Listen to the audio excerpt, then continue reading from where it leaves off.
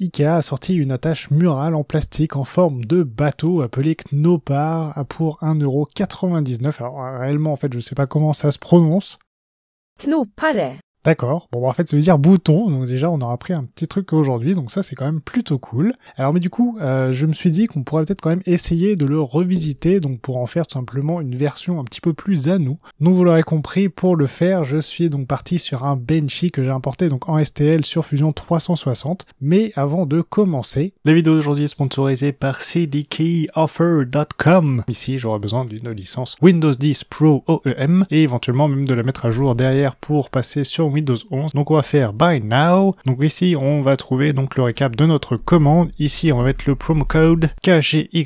On va faire Apply. Ça nous fait 14,23 € pour cette licence. Ici on peut utiliser différents moyens de paiement. Donc il y en a un certain nombre. Moi je vais passer tout simplement par PayPal. À l'installation sur le PC, on va saisir la clé qu'on a donc récupérée sur le site. Et si on va maintenant vérifier que notre système est bien activé, on va aller dans les paramètres et on va saisir tout simplement activation et voir donc si Windows est activé, on clique dessus et là ça nous indique bien Windows est activé. Donc on a bien une clé qui est valide et c'est tant mieux, mais revenons-en à notre Benpare ou Knoshi, je sais pas comment on va l'appeler, c'est à vous de décider dans les commentaires. Alors pour faire la face qui va donc sur l'arrière contre le mur, j'ai commencé par convertir le maillage donc du fichier STL en solide que je voulais d'abord couper donc sur la base d'une des faces qui se trouve donc sur l'arrière, tout simplement donc avec un plan de coupe, sauf que c'était extrêmement long parce que le modèle du Benchy est assez complexe avec beaucoup de faces et donc en plus finalement ça a fini donc en erreur. Alors ça arrive quand même assez souvent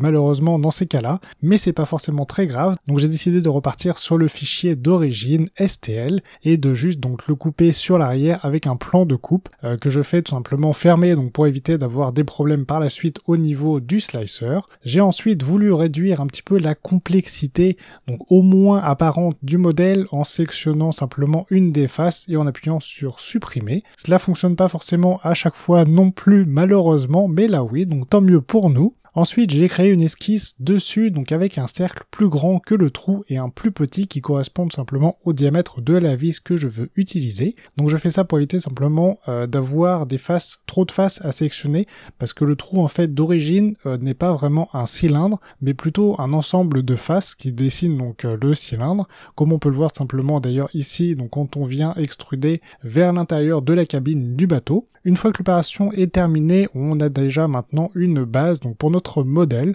Enfin, et là je ne l'ai pas enregistré en vidéo, mais j'ai rajouté donc un petit plot comme vous le voyez sur l'avant pour faire une attache comme sur le bateau Knopare.